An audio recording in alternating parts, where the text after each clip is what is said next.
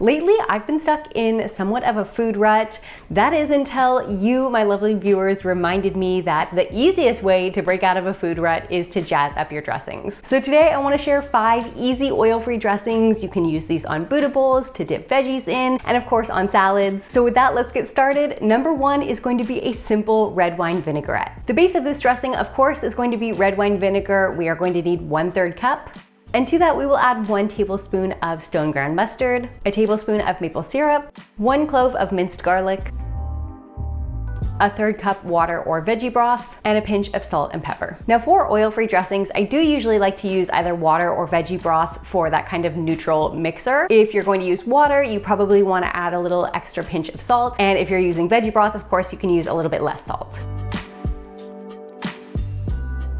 Now, if you're not quite yet oil-free, but maybe you do want to reduce some of the calories in your salad dressings, here's a really easy way. So usually in a salad dressing like this, we would use maybe 1/2 cup of olive oil, and that's about 1,000 calories. But what you could do instead is just follow this recipe as is, and then add back in 1 tablespoon of oil. And that's only going to be 120 calories versus 1,000 calories if you were to use that full 1/2 cup. That is totally optional, just a little tip if you are missing some of that creamy mouthfeel and you're not quite yet oil-free, you're just maybe slowly transitioning. Dressing number 2 is going to be a green goddess dressing, and the base of this dressing is going to be avocado. So we're just going to use 1 small avocado here, and just go ahead and scoop all of it into a blender. And then we're going to add 2 sprigs of green onion, a small handful of fresh basil. I've actually been loving this little home garden system. If you want more info on that, I'll link it down below. But if you don't have any fresh basil on hand, you could use another fresh herb like dill or parsley, or you could also use dried. It will give a little bit of a different flavor, but it's always an option.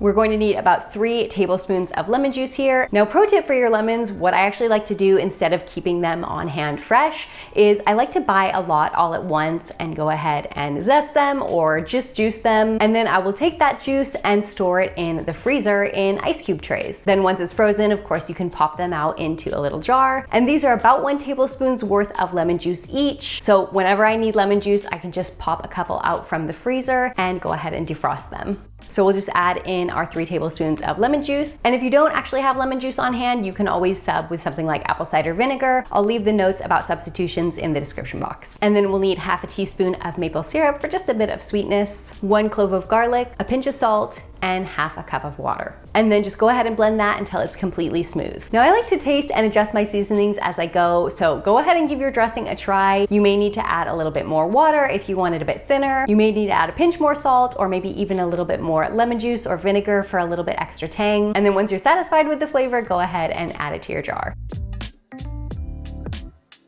Next up is a spicy cashew cream sauce. I love to use cashews as the base of my dressings. You've probably seen them in a lot of my other videos. Now, if you are allergic to cashews, you can sub with white beans here. You could use sunflower seeds or even silken tofu. So if you come across a cashew dressing and you can't eat cashews, there are always substitutions you can make with that. The first thing we're going to do is to let our cashews soak in boiling water for about 10 to 15 minutes. This will just help soften them, and that way when you blend them, they will get very, very smooth. For the spice in our cashew cream, we are gonna use a jalapeno. I'm just using about 1/2. You could even use the whole thing if you prefer. We're also gonna add in 1 clove of garlic, 1 tablespoon of nutritional yeast, 1/2 cup of water, a tablespoon of lemon juice. I'm just using a frozen lemon juice cube, and a pinch of salt. And again, just go ahead and blend that until it's completely smooth and give it a taste. If it needs a little more salt, you can add a pinch more nutritional yeast, or maybe it needs a little more spice, you can add some more of that jalapeno. And besides on salads, you could also use this sauce on like a Mexican-inspired Buddha bowl. You could use it on your tacos or burritos. I feel this sauce is really versatile and is much more than just a dressing. Now, before we get on to the next dressing, I did want to let you know about the sponsor of today's video, and that is FitTrack.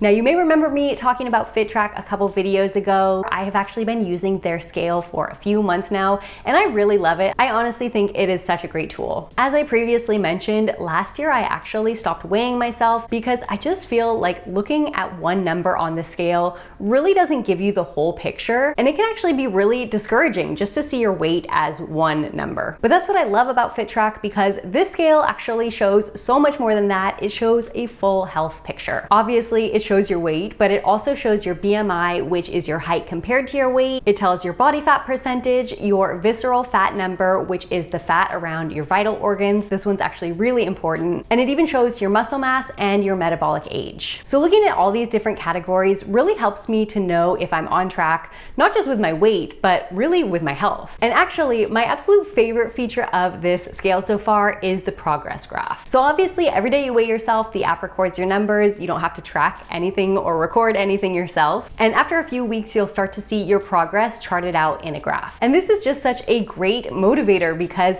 I want to see the progress here. I want to see that graph going down. And it is just such a great visual reminder of how far I've come. So if you are interested in checking out the scale, I will leave it linked in the description box down below for you guys. And I even have a special discount code to save you guys a little money. Just use the code Let's Eat Plants when checking out. Number 4, we have a Tahini Caesar dressing. And of course, the base of that is going to be tahini. So we are going to need 1/4 cup of tahini, about 2 tablespoons of lemon juice, 1 tablespoon of nutritional yeast, half a teaspoon of stone ground mustard, 1 tablespoon of capers. Now, you could definitely slice up your capers here. I am a little bit lazy and would prefer to just use them whole, or I mean, you could throw them in the blender as well. Totally up to you. So we need about 1 tablespoon. I usually use 1.5 tablespoons of capers, and we need a little bit of that brine in there as well. 1 clove of minced garlic.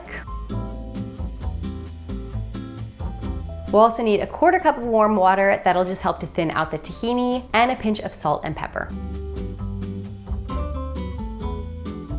Now, besides Caesar salads, I do also like to use this dressing in Caesar wraps. So of course, dressings are very versatile. Go ahead and think outside the salad. And dressing number 5 is going to be an Italian dressing, and the base of this dressing is actually going to be chickpeas. Now, I have seen dressings where hummus is the base, so I think you could actually sub the chickpeas for hummus if that's all you have. But basically, we're making a similar hummus-like consistency. We are gonna blend 1/2 cup of chickpeas with 1/2 cup of water or veggie broth. Then we'll just add 2 tablespoons of red wine vinegar, 1/2 tablespoon of maple syrup, 1/2 tablespoon of nutritional yeast, 1/2 teaspoon of garlic powder, and 1 teaspoon of Italian seasoning, which is basically just a blend of basil, thyme, oregano, rosemary, and sage. So if you don't have a specific Italian blend, you could just use a few of these seasonings together instead. Now go ahead and blend this until it's completely smooth, and again, give it a taste. You may find it needs a little bit more sweetness. You could add a little bit more maple syrup if you like.